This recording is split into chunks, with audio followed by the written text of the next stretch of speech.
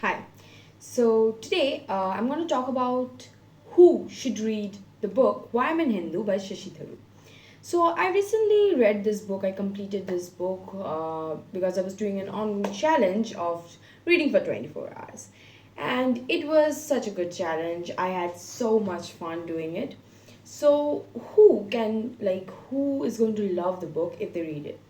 First of all, let me give my review of how the book was. So, I read the book because I was researching about, Hinduism and how Hinduism was found, what was the old Hinduism, the true Hinduism. And I wanted to see how people were using, like, there is a book, means there's a chapter in this book that describes how politics is using Hinduism and influencing people.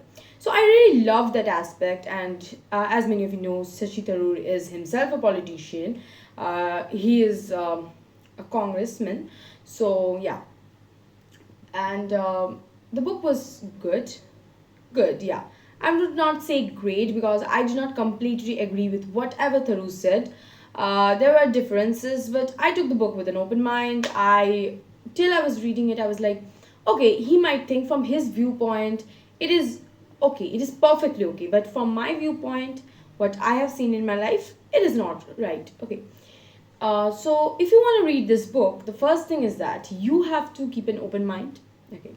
If you're not in Hindu, okay, like myself, if you're not in Hindu, then it might be like, why the hell is he saying that everyone should be a Hindu? Read the book completely, and then you might see that from his viewpoint, it is correct. Okay, and there was even a part of the book where I felt like, wow, the religion is really great, and I would tell you, it this book will help you to see Hinduism in a totally different light. Okay, you will understand that Hinduism, as we see it today, is not actually what it is. So yeah, that is the book, and you might see that I love taking notes. Wherever I find a good quote, I take notes, I highlight it, I put a sticky note over there so that I can go through it, and I also make note cards.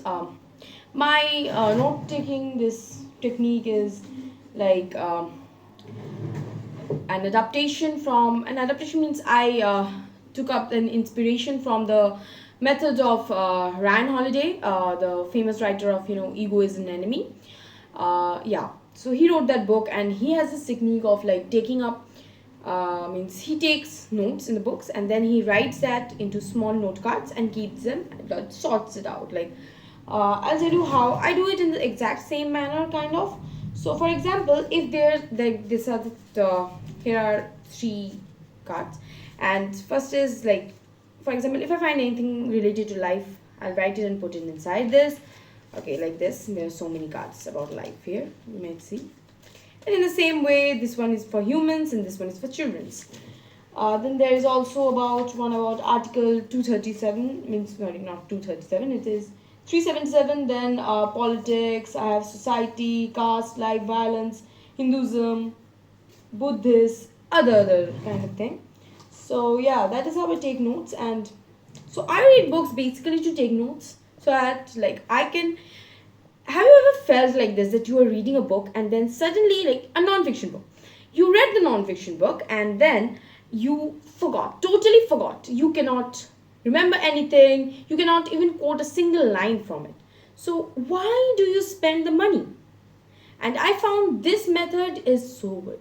Like if you do with this method and then go through those notes like once a month and everything, you go through this book once a month, you will remember some of the other stuff. For example, I remember one line from this book that says that society is like living object. It has its own intellectual, it means it has its own soul, own thinking, something like that. But I do remember that. Okay, that sentence was there. And there is also this one verse. I think it was said by some Udit Acharya or something about the Jagannath of Puri. Yeah, see, this certain stuff that I can remember is just because I do this.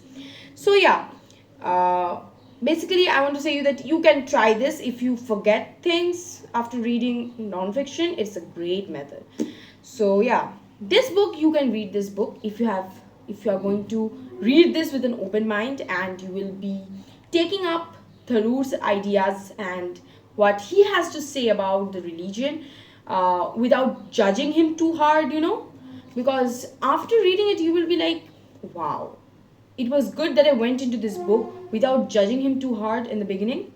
That he's basically not justifying. Yeah, he is justifying actually why he is an Hindu. Still, why is an Hindu? He could have converted if Hinduism was such a bad thing. He describes that, yeah, I go by a principle, a different principle than what people normally see. Okay, so he's a follower of the true Hinduism. Okay, and you will understand it once you read the book. And read the book, try once. I think you should try it out once. And if you don't like nonfiction, please don't go into it, because it's going to take a lot of patience. Okay, and yeah, it took a lot of patience from me. Yeah, I am a little bit like, I don't have patience. I don't, even while doing some paintings also, I take 3 to 4 days. I would like throw objects here and there. So yeah, I am a little bit impatient, but still it takes up a lot of patience to read this book. So yeah, you can read this book. Definitely go with this book if you are a lover of nonfiction and if you want to know more about Hinduism. Yeah, so go through this book. And that's for today about this book. I have a few more videos to film, because I am going to make an individual review of all the books that I read for 24 hours challenge. So yeah, that is for this book.